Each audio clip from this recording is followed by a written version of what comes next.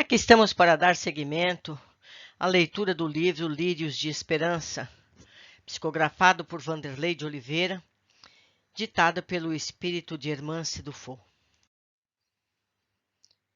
Em Tiago 5,16 está dito: confessai as vossas culpas uns aos outros e orai uns pelos outros, para que sareis.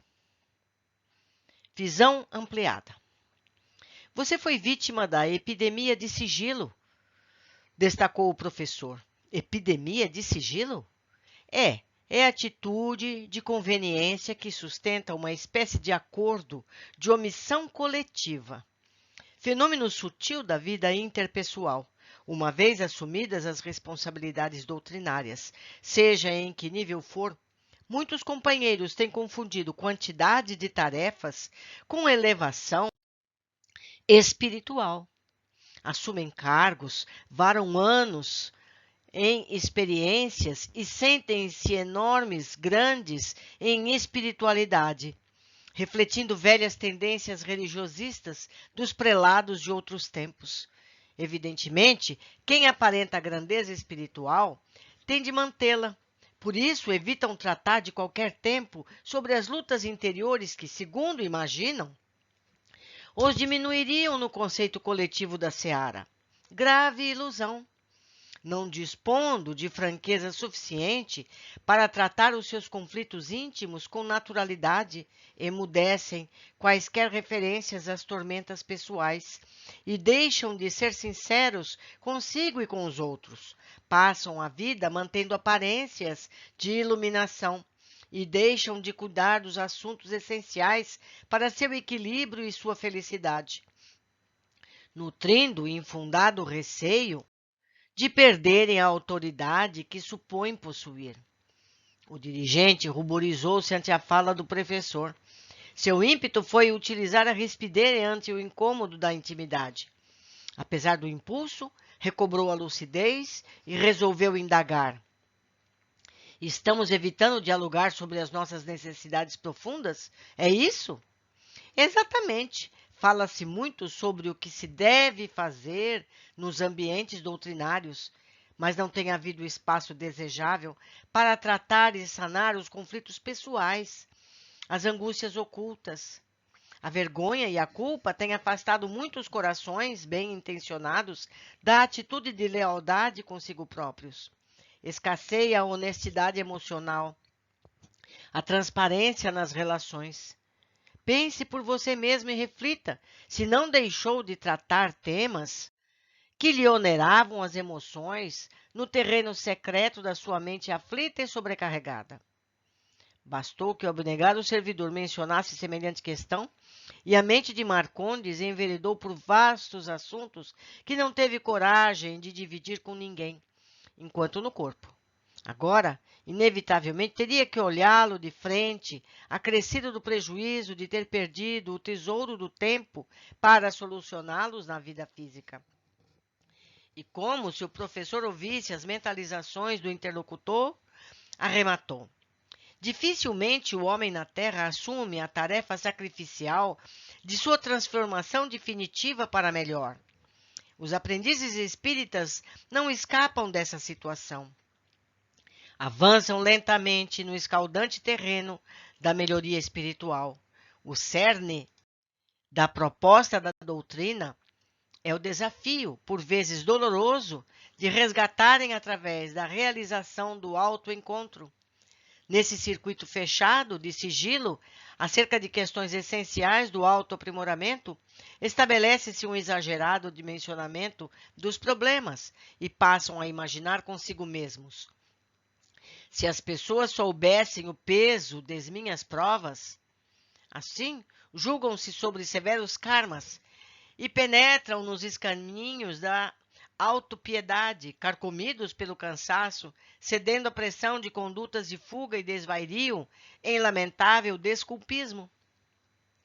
Através de mecanismo defensivo, desenvolvem a crença de atenuamento dos débitos ante a proporção imaginária que acalentam sobre a expressão das suas aspirações, de suas expiações. e terminam por encontrar, nas tarefas doutrinárias, a sua penitência de remissão no alívio das culpas. Por fim, assumem dupla personalidade, em crescente incoerência com os princípios renovadores da doutrina.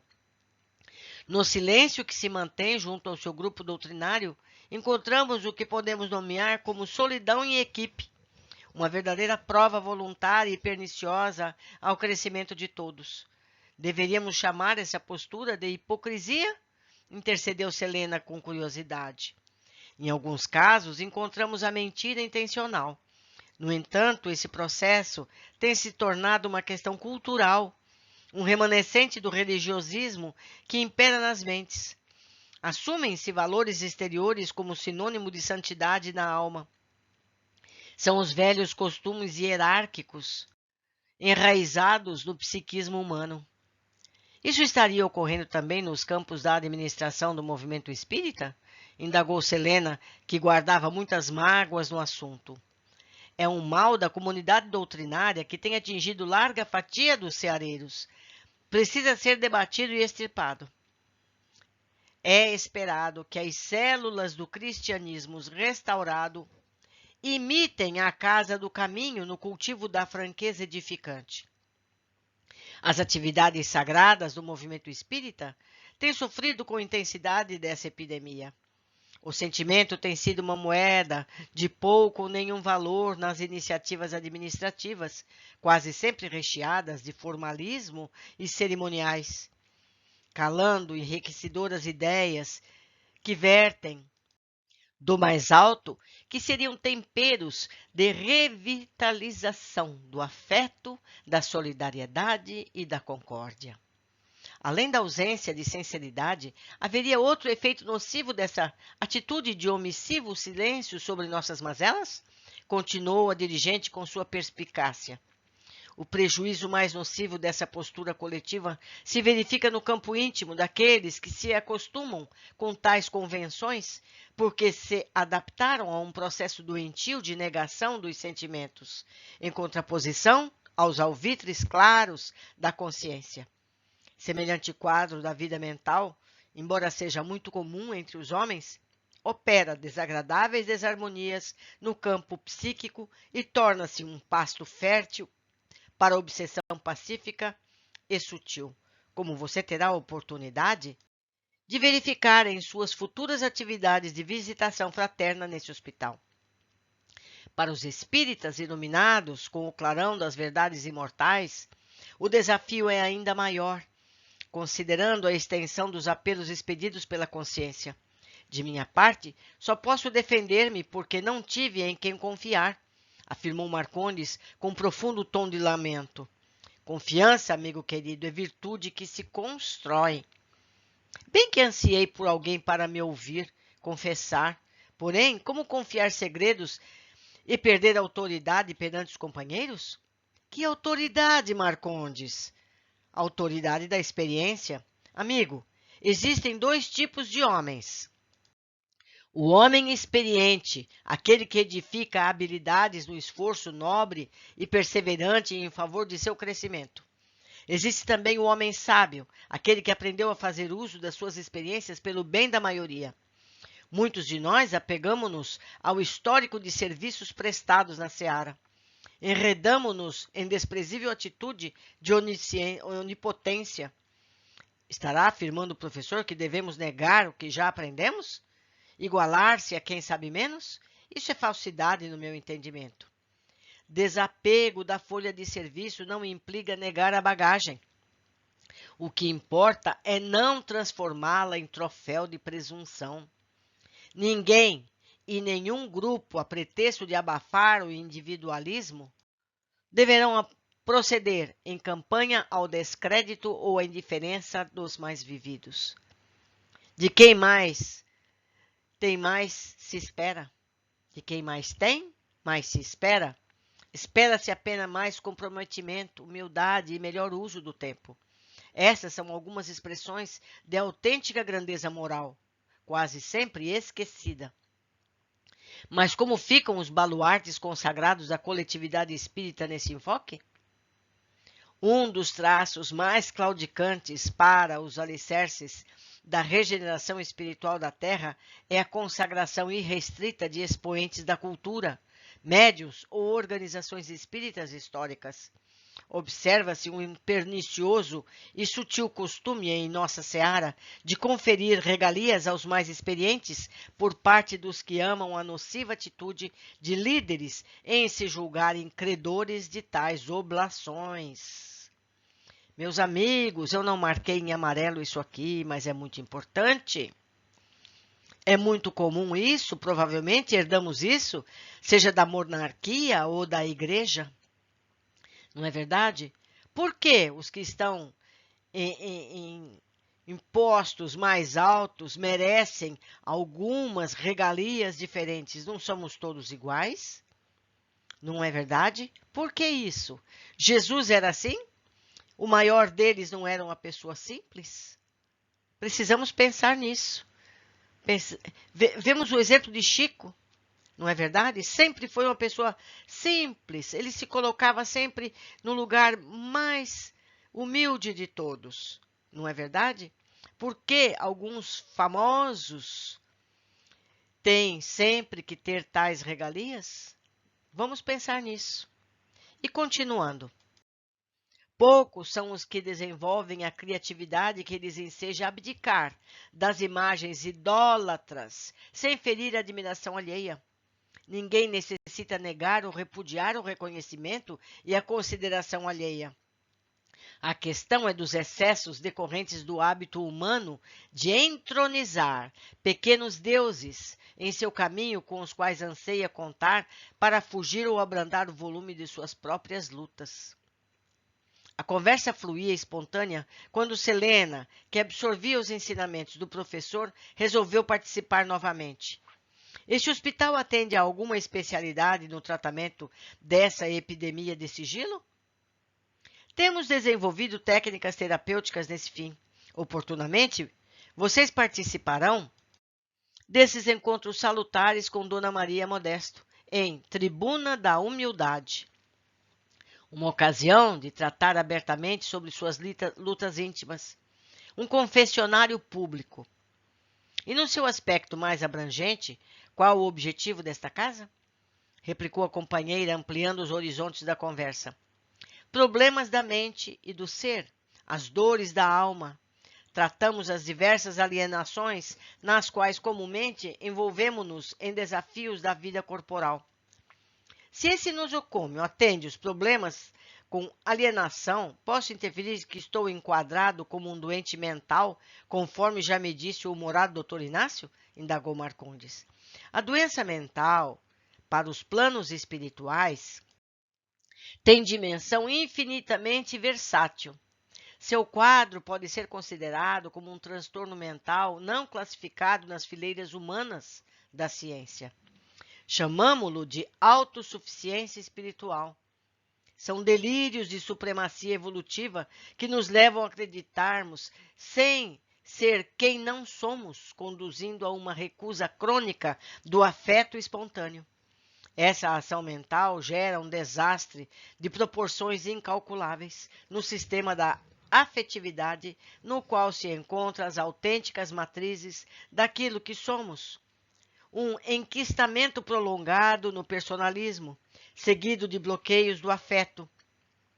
Tudo começa no orgulho, doença mental original, atingindo o sistema afetivo da criatura, deixando-o aos frangalhos em razão da rejeição infligida aos impulsos do coração.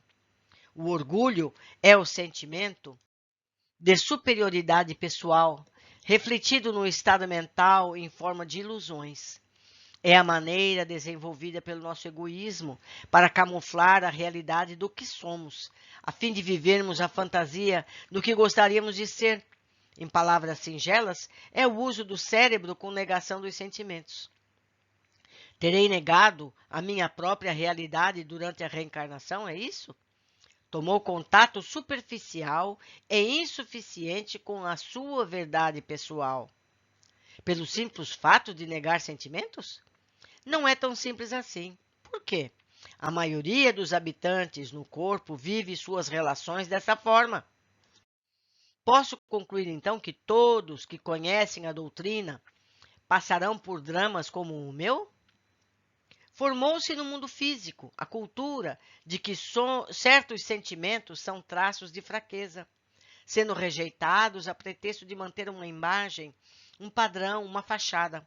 Porém, se não pulsarem para fora, haverão de pulsarem para dentro, ocasionando lesões afetivas profundas.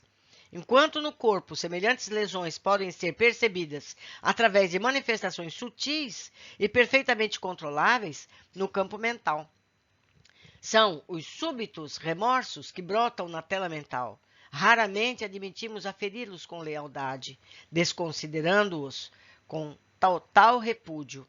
Assim, de negação em negação, o equilíbrio do campo afetivo é perturbado, reduzindo a sensibilidade para o exterior, entronizando em seu espaço a personalidade institucional. Ou seja, um amante de formalidades, evoluindo para o perfeccionismo. Depois da morte, semelhantes pulsões não são mais controláveis, vindo a eclodir nos mais variados quadros, dependendo da gravidade alcançada nos recessos da consciência. Daí surge o monoideísmo, as fixações mnemônicas, o sono prolongado, o coma mental, o estado confusional da ideação, a ausência de controle sobre o pensar, os remorsos depressivos, o escoamento da matéria afetiva bloqueada e muitas outras formas de manifestações íntimas, cuja melhor definição é a autoobsessão em nível severo, exigindo cuidados e terapêuticas muito específicas. Em meu caso, qual desses quadros reflete com mais exatidão o que eu passei? O arrependimento tardio, isto é, o remorso. Sua dificuldade em desligar-se de certas lembranças que o incomodam são situações conflitantes adquiridas na Terra e das quais não se livrou até agora pelo auto-perdão. Tais lembranças, em verdade, são núcleos catalisadores de velhas pendências não resolvidas em remotas existências carnais.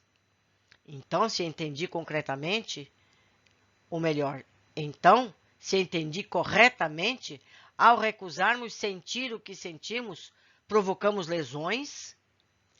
Tudo depende de como se trabalha internamente com esses sentimentos e de suas origens nas pregressas experiências corporais. A negação sistemática dos impulsos de amor ao próximo, tido muitas vezes como romantismo indispensável, quase sempre significa estacionamento da inteligência afetiva e doença para a alma. É o mesmo que deixar de olhar para si mesmo, porque o sentimento é o espelho da consciência no templo do espírito. Algumas vezes, essa negação é milenar, razão pela qual alcança níveis de enfermidade grave. Temos então uma inteligência afetiva? Temos várias inteligências, e o homem do futuro vai descobri-las através dos caminhos científicos.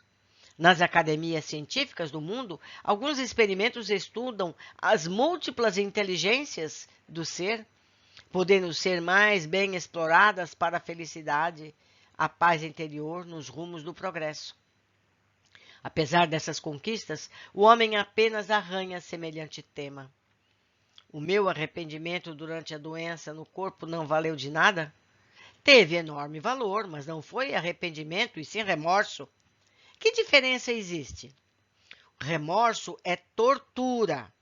Arrependimento é libertação. A culpa e o desejo de melhora são os termômetros do remorso. O arrependimento completo tem 3 ingredientes: o desejo de melhora, o sentimento de culpa e o esforço na renovação. E o que me falta nessas etapas? Falta-lhe agora aprender a se perdoar, para que seu remorso na carne seja um caminho de paz para a vida interior. Allan Kardec, estudando a comunicação de um criminoso arrependido, teve o ensejo de destacar: o espírito só compreende a gravidade dos seus malefícios depois que se arrepende. Isso está em Lucas 17:20. Poderei conseguir esse estágio neste plano de vida? Conseguirá em larga escala, um dia. Entretanto, pedirá o retorno ao corpo para consumar suas conquistas. Essa doença de autossuficiência espiritual tem atingido muitos espíritas? Indagou o dirigente como quem ainda não tinha perdido o costume de transferir a curiosidade para os problemas alheios. Os espíritas falam bastante nos lugares exteriores para depois da morte.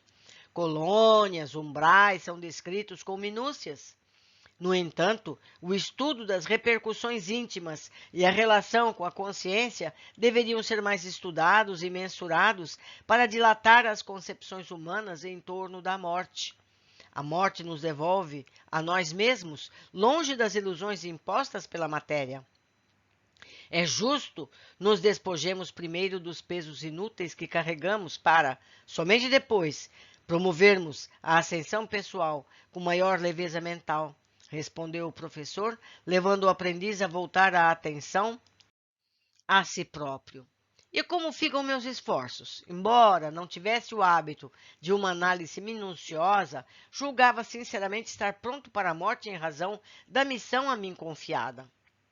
Os amigos espíritas precisam vigiar com muita cautela o fascínio que têm votado nas suas folhas de serviços. Basta, às vezes, confunde quantidade de tarefas e realizações com ascensão evolutiva, como se fizessem carreira na espiritualização. Muitos corações de ideal em todas as atividades doutrinárias têm passado pelas tarefas sem se educarem através delas. E quanto mais expressivas e coletivas são elas, mais aumentam os riscos de vaidade e tropeço. Temos nessa casa de recuperação vastos pavilhões de médiuns, divulgadores, escritores, evangelizadores da juventude, presidentes de centros espíritas, dispensadores de caridade pública, todos abençoados com a luz da doutrina espírita. Entretanto, não conquistaram sua luz própria. Engrandeceram-se no orgulho, com a cultura e a experiência das práticas e negligenciaram o engrandecimento moral de si mesmos, através da reeducação dos hábitos e da aquisição de virtudes eternas. É um engano milenar na ilusão humana, ainda afeiçoada a vantagens exteriores, sem a consolidação dos ensinos cristãos no próprio coração. Como disse o Senhor, o reino de Deus não vem com aparência exterior. O céu e o inferno, segunda parte, capítulo 6, tem esse ensinamento. Sinto-me como se meu esforço fosse em vão. Quanta renúncia, quanta devoção. Para que tanto trabalho no plano físico? Não existe esforço sem valor. Convenhamos. No entanto, o trabalho doutrinário para a boa parcela dos nossos companheiros de ideal no plano físico tem sido apenas medida defensiva contra o tempo mal usado, evitando maiores deslizes ou problemas desnecessários. Experimento diante de suas colocações uma enorme sensação de perda de tempo. Quando você tiver acesso às suas vidas pregressas, terá como dimensionar com melhor juízo os passos vitoriosos de sua existência recém-finda. O fato de não ter realizado tanto quanto podia não lhe tira os méritos que são múltiplos e valorosos. Todavia, não posso deixar de lhe advertir que raríssimos são os corações que chegam por aqui sem essa sensação de tempo perdido. A vida física impõe-nos muitas miragens sobre nossos mais profundos anseios. Nossas pretensões pessoais são muito sutis algumas vezes. Ainda teremos uma senda muito longa de educação com os reflexos do personalismo na esfera do coração. E, porventura, terei algum julgamento aqui neste hospital acerca de minhas falhas? Absolutamente. Tudo é misericórdia, trabalho, recomeço e preparação. Chegamos, muitas vezes, a discutir as fichas reencarnatórias dos pacientes sempre com o propósito de amparar-lhes, da melhor forma possível, os objetivos de crescimento e paz definitiva. E qual será o tratamento para mim, minha enfermidade aqui na vida espiritual? Comece por humildade em aceitar suas falhas, com plena disposição de repará-las o quanto antes. Muitas almas vinculadas ao espiritismo revoltam-se com os resultados de sua vida física ou continuam mantendo-se iludidas sobre suas falhas. Isso lhes adia em muito a recuperação. Algumas vezes chegam a reencarnar quase da mesma forma que desencarnaram. Toda revolta será injusta nesse passo. Precisamos convir. Só colhemos o que plantamos conforme nossas obras. Marcondes renovava com rapidez o seu estado espiritual. A curiosidade tomava o lugar da prepotência e a pseudo-sabedoria. Sua visão, depois de décadas de cultura espírita no cérebro, dilatava-se sob o impulso do afeto, do desejo sincero e despretensioso de aprender. Sua alma abria-se para a vida, sua sede de saber voltava-se para o autoconhecimento, tão desprezado ao longo da sua reencarnação. Novos dias de luz o aguardavam na nova caminhada. Pouco mais de 30 dias no hospital, Esperança, havia-lhe valido anos a fio na absorção íntima do sentimento de imortalidade. A nova dimensão permitia-lhe devassar um mundo novo de leis e acontecimentos, mais sensível à introspectiva em relação à verdade. O expediente dirigia sua espontaneidade. O experiente dirigente era espontaneamente convocado igualmente a um mundo novo de sensações e emoções. Nem sempre chegar a locais de refazimento e educação na erraticidade é indício de sossego interior. Marcondes, na medida em que alargava a visão, desenvolvia a angústia pertinente à esmagadora maioria dos que deixam o corpo perecível. Uma aflição tomava o lugar da arrogância. Assaltado pelas horas vazias, logo lhe foi indicado o trabalho como medicação inadiável em favor da sua paz. Seguindo orientações bem encadeadas, passou a ingressar nas equipes de colaboradores operosos no nosocômio. Interessante capítulo. Vamos aqui às observações que fiz durante esse estudo. Primeiro, o capítulo nos fala muito dos comportamentos que temos dentro da doutrina. A tendência de repetir os vícios hierarquizados pela Igreja, tanto do ponto de vista doutrinário como administrativo. O sentimento, diz o texto, tem sido uma moeda de pouco ou nenhum valor nas iniciativas administrativas, quase sempre recheadas de formalismo e cerimoniais. É esperado que as células do cristianismo restaurado imitem a Casa do Caminho no cultivo da franqueza edificante. No Espiritismo, todos somos aprendizes. Então, meus amigos, essa ideia de que fulano é um médium fantástico e merece tapete vermelho, não é bem assim. Que tal ou qual instituição religiosa merece esse ou aquele destaque, não é bem assim. Todos estamos aprendendo. Aquele que parece tão grande pode ser o menor de todos. Não foi o que nos ensinou Jesus? Então vamos nos amar e nos relacionar todos como irmãos que somos, aprendendo o caminho juntos. Segundo, importante é entender as diferenças entre os sentimentos. Remorso é tortura, arrependimento é libertação. A culpa e o desejo de melhora são os termômetros do remorso. Culpa e remorso nos adoecem.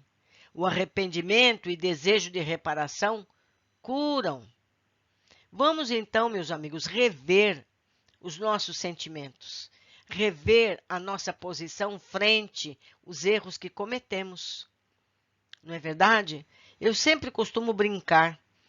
Algum de nós tem culpa, remorso de ter colado na segunda série? Não é verdade? De ter pego aquela fruta que pendia no muro do vizinho? Por quê? Porque hoje, adultos, sabemos que tudo isso são coisas da idade que tínhamos. Não é verdade? Hoje podemos ver o nosso passado de uma forma diferente. Corrigir, não mais repetir o erro, não é? E remediar tudo aquilo que pudermos remediar do passado.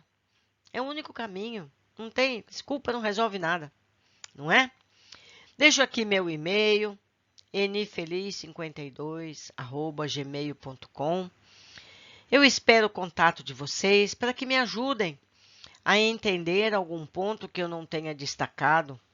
Podem também fazer esse comentário aqui mesmo abaixo na área específica do YouTube, não é?